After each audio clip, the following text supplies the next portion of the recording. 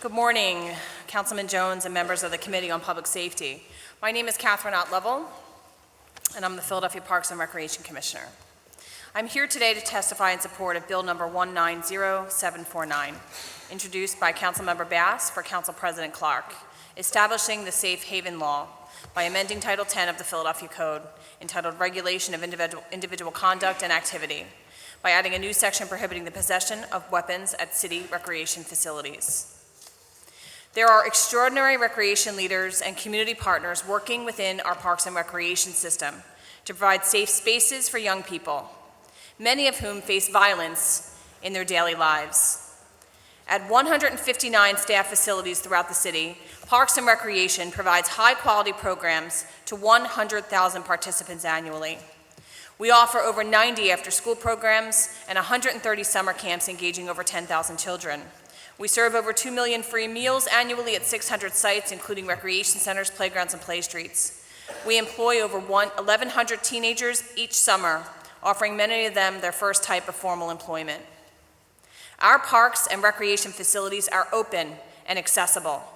Unlike other major cities such as New York, you do not need an ID card to enter a facility. And unlike the Free Library, we do not have municipal guards. We have over 300 dedicated recreation leaders and thousands of seasonal support staff that staff our recreation centers and playgrounds in every single neighborhood. These individuals are true community heroes, oftentimes working alone in recreation centers and many times prioritizing the safety of the children they serve over their own. They struggle daily to ensure that our facilities remain safe havens where children can visit to escape the dangers of their streets. For those reasons, earlier this year, we partnered with the Office of Violence Prevention and the Philadelphia Police Department to develop and implement programs to prevent and combat gun violence at recreation centers and playgrounds. As a component of the city's Philadelphia Roadmap to Safer Communities, we created a basketball training program with Project Pinpoint neighborhoods considered most vulnerable to gun violence. The program engaged teens and young adults at McVeigh, Rivera, J. Finnegan, and Chabadi recreation centers and focused on skill development, leadership development, culture strategies, and sportsmanship. The department also extended weekend hours of operation at 11 recreation centers as a pilot effort aimed at offering youth and young adults a safe space to enjoy high-quality recreational programming as an alternative to unsupervised and possibly vulnerable situations they might encounter on the streets. We also launched a new partnership with local police districts around the city called Cops and Rec, hosting 23 community events at playgrounds and recreation centers in pinpoint areas using our large inflatable movie screens to project films for families while offering various free refreshments including water ice, popcorn, and pretzels. These events offered opportunities for families, children, and local police officers to be outside and connect with each other in a peaceful and enjoyable atmosphere. The movie nights deterred unlawful behavior after hours by activating those public spaces with positive activities and adult supervision. I believe that the Safe Haven Law will help to strengthen the city's comprehensive plan to reduce gun violence and enhance the quality of life for all residents. This year alone, there were 14 documented assaults on parks and recreation staff. Here are some of those incidents. At Barrett Playground, a recreation leader and an advisory council member were held up at gunpoint by 3 armed men who entered the center during an after-school program when children were present. At Schuler Playground, a recreation leader was assaulted by an individual who entered the center and attempted to rob him.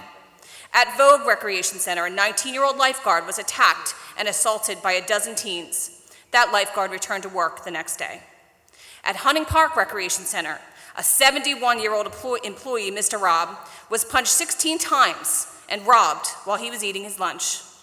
Before becoming a seasonal employee, Mr. Robb was a longtime volunteer at the center. At Dorothy Emanuel Recreation Center, a recreation leader was assaulted during a robbery attempt. That individual was hired just a few months ago as part of our citywide recruitment effort to diversify our recreation leader trainees. At Roosevelt Playground, a recreation leader was forced to barricade himself inside his facility as a group of teens tried to break in, making threats to his safety. And at Baker Playground, a shootout occurred after a basketball tournament, wounding 7 people. Pool maintenance attendant Janine Helms was working late that evening, and instead of hiding when she heard the shots ring out, Janine rushed to help the children on the playground. She also continued her shift that evening and refused to go home and returned to work the next day. City Council recently honored Janine Helms with a special citation for her actions, and she's here to testify today. This is just a snapshot of what our recreation leaders encounter on a daily basis. They are literally working on the front lines for our city, and they deserve to feel safe and protected in their workplace. And the children we serve need to know that when they come to a recreation center or playground, that they too will be safe and free from fear. This is why I appear before you today and offer Parks and Recreation's full support of Bill number 190749 and respectfully ask that the committee move it forward with City Council approval. This is not in my written remarks, so I don't even know if I'm allowed to say it, but last night I was at Target buying Halloween candy, the one on City Line Avenue. And I was in the Halloween section, and I encountered another person who was there who recognized me and commented to me how glad they were to have recreation centers in their community and, just what an asset they were. And I said, well, the good news is that recreation centers are going to be even safer because tomorrow there's a hearing that City Council has called to make sure that we can make sure no guns and no weapons are allowed in our recreation centers. And this woman said to me, oh my God, I can't believe we have to have a hearing on that. And she said, why is this just not common sense? And that struck me to my core. And as I drove home from Target last night, I thought, why are we all sitting here having a hearing about this?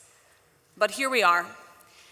I applaud the bill's sponsors, Council President Clark and Councilwoman Bass, for their ongoing support of our staff and the constituents we serve. Thank you, and I'm happy to answer any questions you have.